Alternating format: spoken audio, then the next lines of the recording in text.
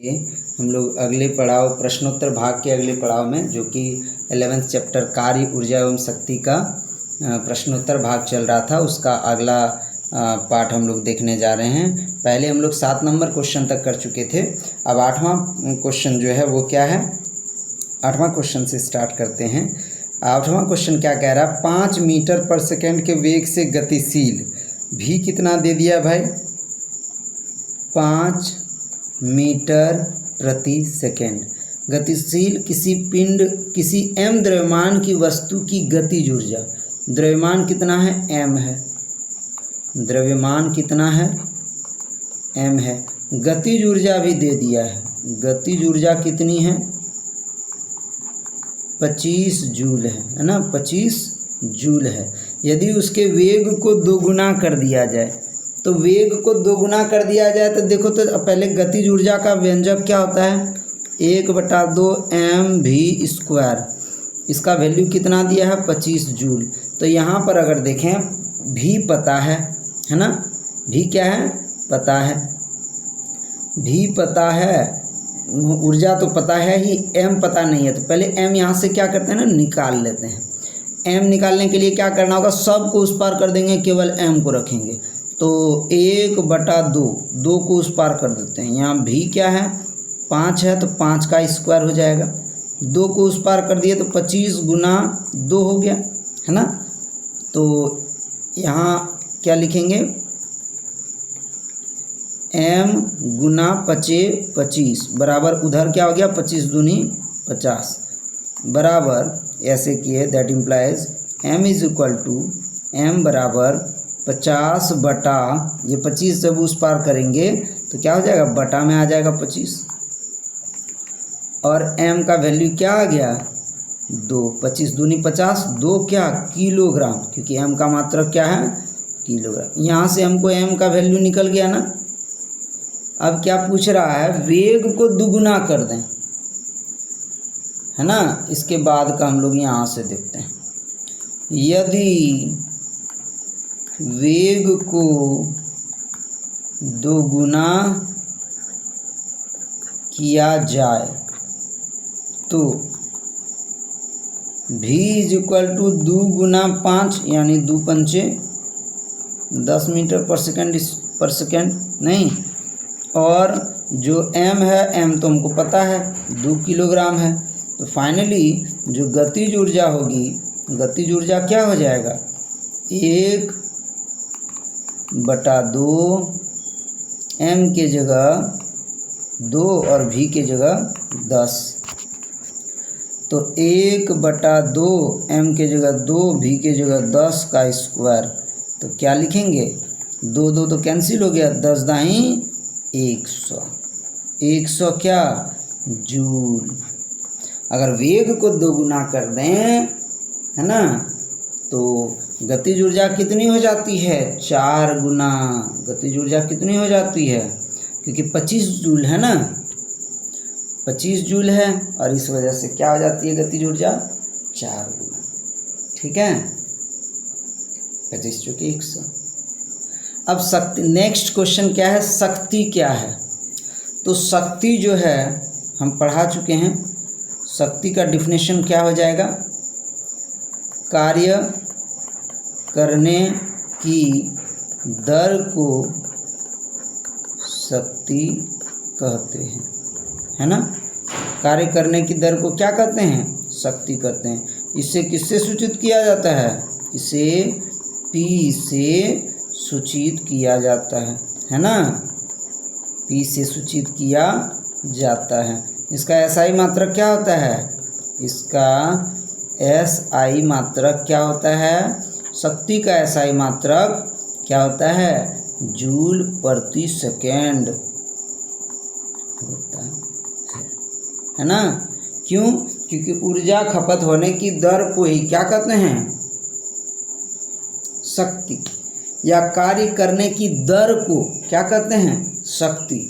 यहाँ ये भी लिख सकते हैं, या ऊर्जा, सॉरी,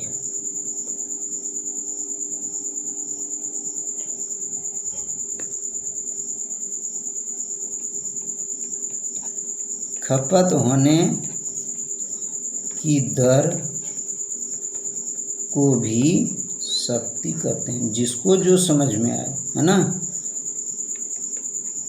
कार्य अगर कर रहे हैं तो ऊर्जा खपत हो रहा है कि नहीं, कार्य करने में ऊर्जा लगता है कि नहीं, तो ऊर्जा खपत हो रहा है, या तो ऊर्जा खपत होने का दर को शक्ति कह दिए या फिर कार्य करने की दर को शक्ति कह दिए। दोनों स्थिति में शक्ति का डिफिनेशन सही है। क्या हो जाएगा, कार्य करने की दर को क्या कहा जाता है, शक्ति। अब प्रश्न है 1 वाट शक्ति का, है ना। 1 वाट शक्ति किसे कहते हैं, 1 वाट शक्ति को परिभाषित करें। अगर प्रश्न रहा कि 1 वाट शक्ति को परिभाषित करें, 1 वाट शक्ति को परिभाषित करें तो क्या हम लोग बोलेंगे, ये देखो शक्ति का पहले फार्मूला हम लोग देखेंगे। शक्ति बराबर कार्य बटा समय, नहीं तो क्या लिखेंगे, अगर कार्य 1 जूल, यहाँ से हम लोग 1 वाट कैसे निकालेंगे, कार्य अगर हमारा 1 जूल है और समय अगर हमारा 1 सेकंड है तो हो गया ना 1 जूल 1 जूल सेकंड। अच्छा, जूल प्रति सेकंड भी होता है या क्या होता है, वाट भी होता है।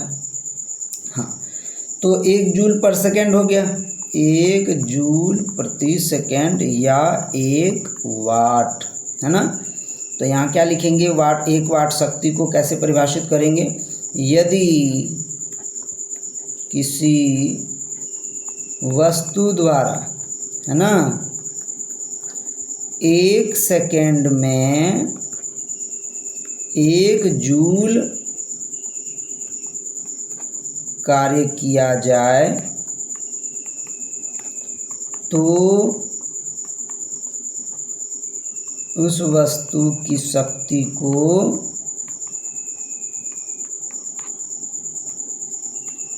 1 वाट कहते हैं। ठीक है, उस वस्तु की शक्ति को क्या कहते हैं, 1 वाट। नहीं, इसको हम घेर दे रहे ताकि कंफ्यूजन में न पड़ जाना कि ये क्या है ना। यहाँ से हम घेर दे रहे हैं, ये जो है ये तुम लोग को समझाने के लिए यूज़ किया गया कि हम लोग डिफिनेशन को कैसे लिखेंगे। ठीक है, क्या शक्ति बराबर हम लोग जानते हैं कार्य बटा समय होता है। कार्य अगर 1 जूल हुआ, समय अगर 1 सेकंड हुआ तो हमारा 1 जूल पर सेकंड या 1 वाट हो जाएगा, है ना। तो इसी को हम क्या लिखेंगे, यदि किसी वस्तु द्वारा 1 सेकंड में 1 जूल कार्य किया जाए तो उस वस्तु की शक्ति को 1 वाट कहते हैं। ठीक है, अब दूसरा प्रश्न है, एक लैंप 1000 जूल विद्युत ऊर्जा 10 सेकंड में व्यय करता है। देखिए यहाँ विद्युत ऊर्जा भी दे दिया है, यानी E = अभी हम लोग यहाँ एक और शक्ति का डिफिनेशन एक और पढ़ रहे थे ना, ऊर्जा खपत होने की दर, है ना। तो ऊर्जा का व्यय कितना समय में कितना ऊर्जा खत्म कर रहा है, कितना समय में कितना ऊर्जा खपत कर रहा है, कितना ऊर्जा व्यय कर रहा है। तो एनर्जी यानी E = 1000 जूल और टाइम जो है वो क्या है, 10 सेकंड। तो P क्या हो जाएगा, E/T बोलो या W/T बोलो, बात सेम है। तो 1000/10 जूल, नहीं 1000 जूल है और 10 सेकंड है, तो 10 ये 10 में 1 0 कट जाएगा, बच गया क्या, 100 जूल प्रति सेकंड या 100 वाट। ठीक है, सबको समझ में आ गया।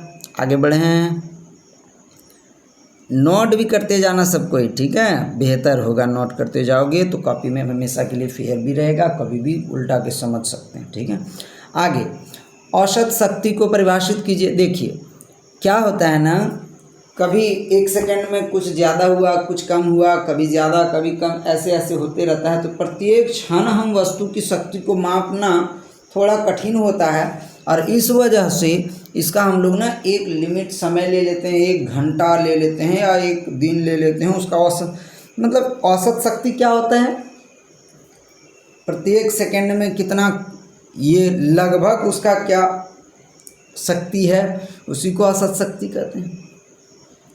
यानी किसी दिए गए समय में, किसी दिए गए समय में किसी वस्तु की शक्ति, किसी वस्तु की शक्ति को हम लोग क्या कहते हैं, औसत शक्ति। इसको हम लोग डिफाइन करेंगे। औसत शक्ति को क्या करेंगे? डिफाइन। औसत शक्ति को अब हम लोग तो औसत शक्ति को परिभाषित करना है। औसत शक्ति को परिभाषित इसलिए करते हैं क्योंकि जो भी व्यक्ति होता है अलग अलग समय में अलग अलग रेट से कार्य करता है। कभी कभी उसका शक्ति अधिक होता है, कभी कम होता है। तो ऐसे में हर एक क्षण शक्ति की परिकल्पना करना थोड़ा कठिन होता है। इसलिए हम लोग औसत शक्ति की अवधारणा के बारे में समझेंगे, औसत शक्ति के बारे में समझेंगे। औसत शक्ति होता क्या है? तो किसी भी वस्तु द्वारा कुल खपत की गई ऊर्जा, है ना, दिए गए समय में, तो क्या लिखेंगे? कुल उपयोग की गई ऊर्जा, कुल उपयोग की गई ऊर्जा एवं कुल लिए गए समय के अनुपात को औसत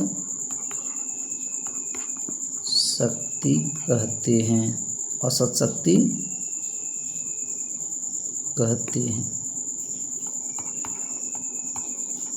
तो औसत शक्ति किसे कहते हैं? कुल जितनी ऊर्जा खपत की गई, औसत शक्ति, कुल जितनी खपत ऊर्जा की गई, कुल जितना ऊर्जा क्या किया गया? खपत किया गया। कुल ऊर्जा बटा कुल समय, ठीक है। अब नेक्स्ट क्वेश्चन जो है हम लोग क्या देखते हैं? एक बैटरी बल्ब जलाती है, ठीक बात है।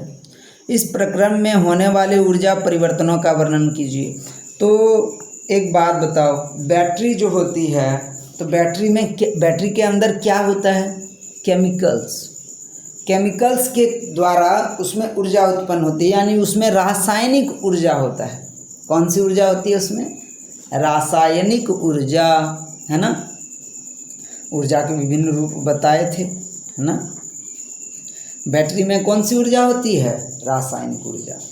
अब बल्ब जलाती है, तो बल्ब जो जलाती है तो रासायनिक ऊर्जा को वह किस ऊर्जा में परिवर्तित कर दिया? विद्युत ऊर्जा में, है ना। रासायनिक ऊर्जा को किस ऊर्जा में परिवर्तित कर दिया? पहले वो बैटरी विद्युत ऊर्जा में, बैटरी जो है उस ऊर्जा को विद्युत ऊर्जा में कन्वर्ट कर दिया। और बल्ब किस ऊर्जा में उसको कन्वर्ट कर दिया? बल्ब से वह ऊर्जा किस में कन्वर्ट हो गई? प्रकाश ऊर्जा में। लेकिन हम लोगों को क्या कहा गया है? हम लोगों को पूछा गया है कि जो बैटरी बल्ब जलाती है तो इसमें कौन सा ऊर्जा परिवर्तन होता है? तो बैटरी द्वारा जो बल्ब जलता है उसमें रासायनिक ऊर्जा विद्युत ऊर्जा में परिवर्तित होती है ना। रासायनिक ऊर्जा विद्युत ऊर्जा में परिवर्तित हो जाती है। तो इसको लिख सकते हैं कि नहीं? जब कोई बैटरी बल्ब जलाती है, राम राम सीता, हे राम राम